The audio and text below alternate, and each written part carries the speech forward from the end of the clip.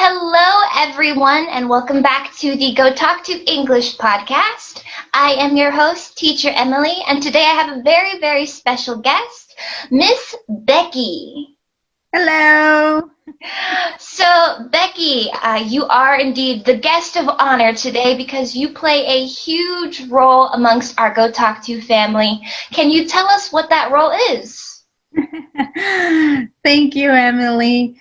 Truly, you guys are the stars here. But thank you for the introduction. It is actually an honor for me to have you guys here. Thank you.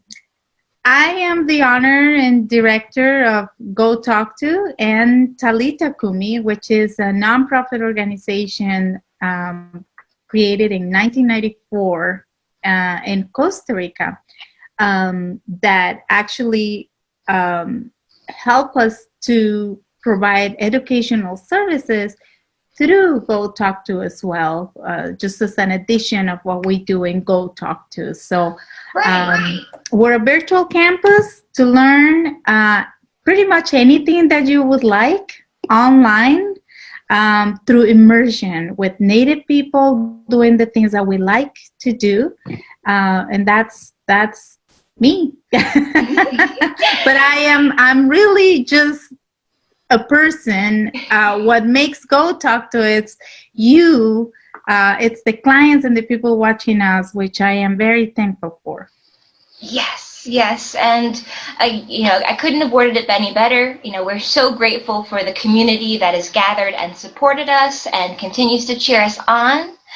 One of the great things that you said is, we are a virtual learning campus. We talk a lot about language, but that's not all we do. What are some of the other activities that our clients can sign up for? Yeah, and they can sign up, Emily, for cooking classes, for music classes. They can sign up for just right now. We in the work that we are in right now, there's a lot of things that we need to just talk, express, and many times we just need extra professional tools, not just regular books or someone on the other side. And one of the things with the virtual situation now, a lot of people are like, well, I'm missing the personal part of this. I don't want to do just online, but there is somebody else on the other side of the screen that is just as human as you, that understands what you're going through. It's a lot of people that actually have been through this before the pandemic, and they're there. So we have psychologist services, we have astrological services. There's a lot of businesses and people that now they are using the astrology not as a way to guess things. It's not bad. It's not like a divination thing. And I'm very careful with this because I grew up in Costa Rica, and one of my backgrounds, I have multicultural and multi things in my resume. But one of the things is I studied theology, and I was actually a pastor.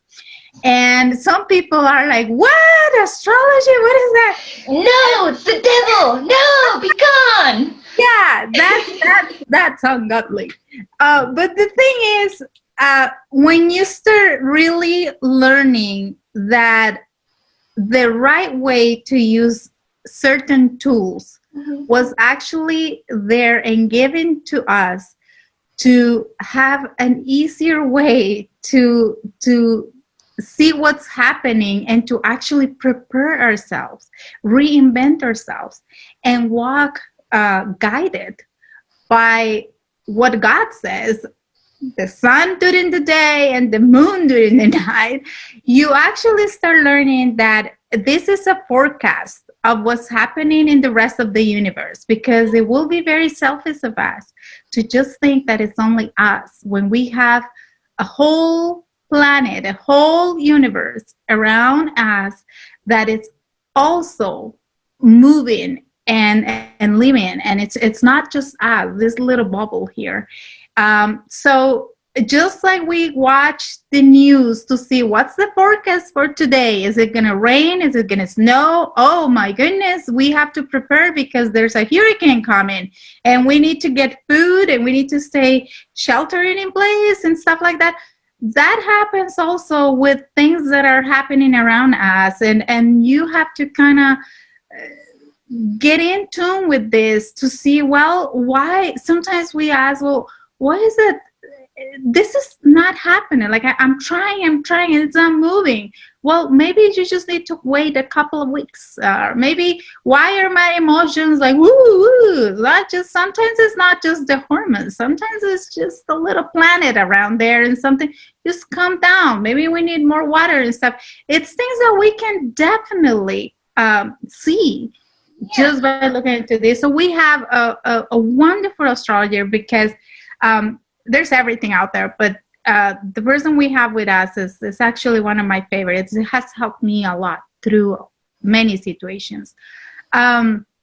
We have someone like you that loves all the beauty, skincare, all that stuff. People can actually learn from you these things and get a good sense of this field.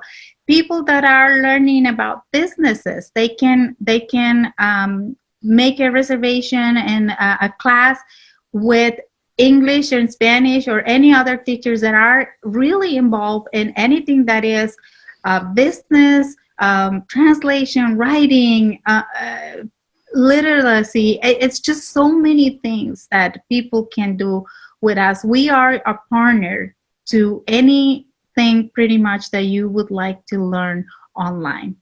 And these are not just teachers, they're not just professionals, they're people, and that's the immersion you're talking about. It's what makes it so great is human to human, just human being resonating with another human being. And it, as a teacher who works under you, it has been an amazing journey just being able to connect and watch people evolve. It's been a fantastic experience. I wouldn't trade it for the world.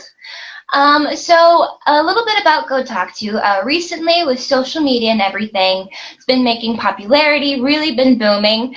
But how long has GOTALKTO been around? Where did it all start? Well, it started a long time ago as an idea, as a name. GOTALKTO probably recently. It's going to be actually 4 years. However, we started in the whole virtual campus since probably 2011-12, when we were serving students in different school districts, that mainly immigrants that came to different countries. And we have a situation here, a family situation that goes with our set of values and our desire to help bring everybody together and connected with each other, especially parents. So we have a generation of parents that go to a country and the kids are born in that country. Many times the parents speak their native language, but they don't speak the language of the country the kids are being born in. So there's a disconnection at home. So mom wants to connect. I mean, she has all these memories of how was the relationship or how I grew up, or even a desire. I wanted my family to be this, but I can't even communicate. And that the kids are like, well, I can't even speak with my parents. I have to translate for my parents. How weird is that? So we started there was a tutoring service. This was just a tutoring service to actually just help the students to get to a good level of whatever language they were speaking in that country. So, for example, if you were in Costa Rica as an immigrant, you needed to speak Spanish. You go to school and you're only speaking, I don't know, Italian or French or anything. The kids below the regular level of the rest of the students, so they need help, they need tutoring to get to the same level as the rest of the native kids living in there. So it was just a tutoring thing. It was in person, but then little by little we started adding, well, what about the virtual thing? At that time, it wasn't a as popular as it has been this year. Right. Everyone's stuck at So home. the parents were like, what? I don't even have Wi-Fi. I don't have a computer. How do I use this? How come you say you can do classes, but there's nobody on the other side? I don't like online. It was just that cultural shock that many countries are living just now. We experiencing that back then. So we started providing what really matters on this new immersion of the education, so that we can actually connect with the families. It wasn't just to have someone chatting. It wasn't, the idea wasn't to have a student logging in and being all day long on the computer, just clicking. We wanted someone that they could talk to, connect to, that they could laugh, that they could make mistakes, and that the other person could say, oh, that's the difference. In this language you say it like this, but in this language it's this. And in a cultural environment, this means this, and stuff like that, safely, where you can actually have a person that could help you not to make those mistakes in front of everybody, or in front of your peers at work, or at school, or things like that.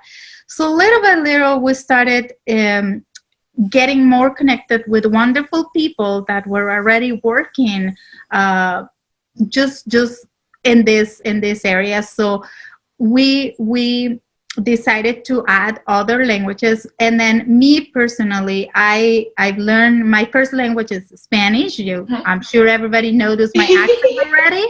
And that's okay. It's part of me. It's part of my personality. Little by little, I love it personally. It's one of the biggest concerns that people have. Well, how am I gonna sound? Well, if you practice, you start sounding better. We're always gonna have an accent, and that's amazing. I mean, I think that's one of the things that makes us all unique. But it's good to have that native person on the other side helping you with these things. And that's how we started to kind of, I personally started to think, well, when I came to another country, I had the basics that I learned in a school, in a textbook and everything, probably understood an 80% of what people were saying. Mm-hmm. I wanted to talk, and I wanted to be, I'm very funny when I talk sometimes, and I like to connect, I like to laugh. I have a certain way that natively I speak. It's my personality, and I wanted to do the same. Like, I would listen into people, and I was like, well, I can say that, but I cannot get it out of my mouth. But in my head, it sounded good. So how do I do that? Well, you needed to start just experiencing a full immersion. And by that, I mean, you need to start thinking on the language that you are trying to learn. So one of the things I love the most is cooking. I am a chef. That's another of my background things. I am a pastry chef, graduated, but also I grew up in a family where food, we have a bakery. My mom used to have restaurants all the time. My grandpa was a chef, one of the first chefs in Costa Rica, in a very famous hotel in Costa Rica. And it's just, food is all around us. My other grandpa is a baker. So it was just, we grew up on that.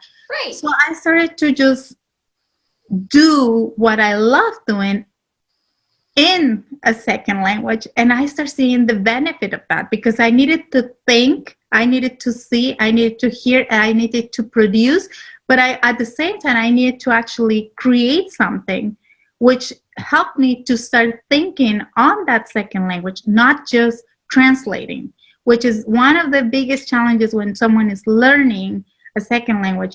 They said, well, I'm just translating. That's why things sometimes come up so wrong. Mm-hmm. And no, that doesn't sound very well. When you start thinking and you start living that, you actually make a huge progress on your learning experience. And that's what motivates me. What I went through, what it motivates me to create a system that actually would work for everybody, and that people could identify, okay, it's not just me, the problem. It's not me that has this problem with the R's. It's not me that has a problem with the vowels in Spanish or English. Why do we scream? Why do we say that? Because we were laughing. That's how we talk. Yeah. English is a little bit more soft, so we gotta kind of dance. Why are you smiling so much? Yeah. Me? I'm being nice. I'm being friendly, you know? It's like, yeah, right? So it's like you gotta kind of dance with it and learn the steps and the tones and when it goes faster and when it's the same thing. And you do that. I mean, sometimes we do yoga. We do yoga in our virtual campus too. And just listening the instructions, getting deep into the workout, it's doing something with your brain, and it's changing. It's a muscle that is working out in a different way. It's like a workout. If you do all the time the same thing over and over, it gets to a point where you hit a plateau, or you don't. It's just nothing happens. But if you start all the time like switching in routines and trying new things, you see it. Oh my, I'm trying here, and that's the same with your brain. And that's why we have to reinvent ourselves like that. And that's my inspiration for what we do. And I am pleased to say that all my teachers that are available for the people that are watching us have the same exposure and experience to do this kind of things. So it's honestly just a fantastic phenomenon, the whole entire thing. So you are a jack of all trades. We have minister, we have, educator, we have businesswoman, and of course, you are an author. You are a published author amongst the many things that you do. Can you tell us a little bit about your books? Yes, Emily, my first book was published in 2007. I started writing it in 1997. It took me 10 years. It was actually about, or it was inspired by the events of my mom's death. She died from cancer. And I feel that I've lived through a lot of things, even though I look young, I'm not that young, and my soul is even older. So there's a lot of going on in there. And I just feel that as we try to reinvent ourselves and grow, there's so many things that we go through. And in many of those moments in my life, sometimes before I thought, I just want to die. And somehow there was always a hope and a way to get through that, get to the other side, and being here now and today, and being thankful and being happy and being better than what I was when I was in that situation. And that inspired me to write about those things. What I write is really things I've been through, things that I've learned. I have about 4 books. Some of them are already online. We do this through Talita Kumi. Facing transitions, leaving a mark in each heart, letters to my ex, and it doesn't mean my ex as in your ex-partner. It's as in my ex or former boss or my former friends from high school, from kindergarten. Oh, we use that. We use it all the time, like my ex-best friend or my ex-coworker or my ex-classmate, And that X word, it's a very interesting thing to read in that book. And then I also like to help young people. One of my things, I used to be a youth pastor, so working with youth it's a huge part of my passion and desire to help in terms of relationships with their parents, parenting, with their friends, with their boyfriends and girlfriends and stuff like that. So I write a little bit about that. I do seminars with that, and I also do support groups for all these things. We do all that through Talita Kumi. That's always been like my mission in life, to teach. And yeah, that's So these books, are these books in English, or are they in your native language of Spanish? some of them they're in both languages. Some I wrote in Spanish, and some I've been writing in English. It depends. It's very funny because I think my brain now can make that switch quicker. So Yeah. yeah, I finally made it after I don't know how many years. But it's just funny because sometimes I'm writing, and there's certain things that I leave probably when I was in English immersion. So when I'm writing, it's easier for me to say it in English. But there's a lot of things that, no, this has got to be in Spanish because it got that. It does come from my heart. And I do have to say that. And I do get, I respect my mentors that have always reviewing my stuff. And that's one compliment that I always get. There's soul in my writing, and well, that's why I do it. It's what makes it beautiful, and Spanglish is one of my favorite languages. You know, you're just speaking in Spanish, throw an English word there, and then start talking in English, throw a Spanish word there, Spanglish. All righty, Becky. Well, before we end our podcast, we have a lot of young entrepreneurs out there, a lot of people aspiring to chase after their dreams and goals. What words of wisdom, what words of advice would you give them for starting their own business or just getting things done? Right. There's always the fear of, am I going to be able to do it? Or the overthinking it that I can do it better than anybody else. Because so it really, we got to find a balance and be grounded and start putting our plans, our thoughts, and our emotions in action towards what we want to do. We need to be aligned with our higher purpose in life in order to be ready to launch something that is going to impact lives. It's not just about as entrepreneurs, we want to bring money, obviously. I mean, it's our easy way to do it. So even right now, many young people might be thinking, well, I could create an app and I can do this. Do it. Yes, do it. But your motivation has got to be above and beyond just the money, because people, at the end of the day, the service or the product is going to go towards someone. It's not something that is just going to be towards a computer. Right. Somebody alive is going to receive that. And you got to touch that life through something. Got to connect. And we got to be grounded. We got to be aligned. We cannot be thinking a lot about ourselves or too little about ourselves. We really have to be aligned with our reality, with our tools. Surround yourself by people that have gone through this. Learn from them. Don't be afraid. I mean, if you're light, if you are actually walking in something that is pure and genuine, you're going to receive people like that around you.